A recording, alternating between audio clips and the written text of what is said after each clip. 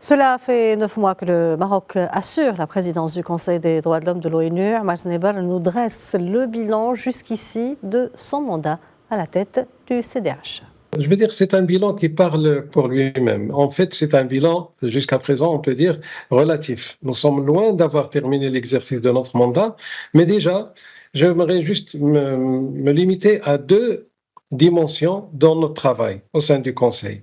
D'abord, la dimension, si vous voulez, thématique de fond, les sujets de fond. La présidence marocaine a promu des sujets qui sont en lien avec la vie des gens au quotidien de par le monde. Quand la présidence marocaine a traité de la question de la sécurité alimentaire, de la sécurité sanitaire, en particulier en lien avec les changements climatiques, c'est-à-dire la sécurité climatique.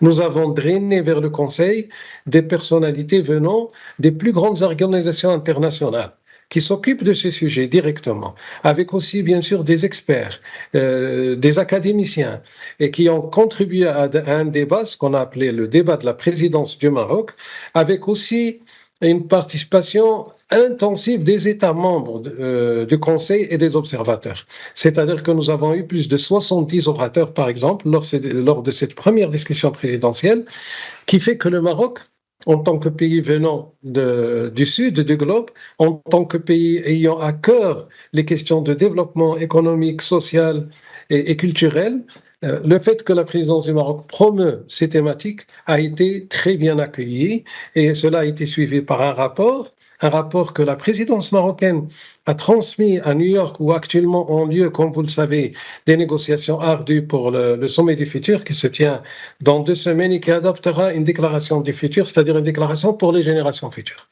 Donc la présidence du Maroc, quand j'ai dit présidence du Maroc, j'ai dit Maroc, j'ai dit la diplomatie marocaine, conduite par Sa Majesté le roi Lansro, on travaille. Et cela est bien connu en ce qui concerne notre pays, d'une façon, j'allais dire, honnête, dynamique, déterminée, pour faire progresser ce sujet au niveau mondial. La même chose a été faite pour ce qui concerne les technologies nouvelles, l'impact de l'intelligence artificielle sur la jouissance des droits de l'homme.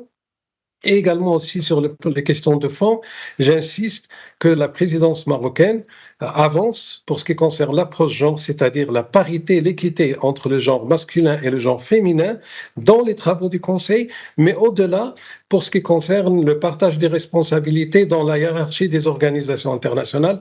La présidence du Conseil des droits de l'homme est parrainant actuellement un processus qui mènera à la création d'un organe.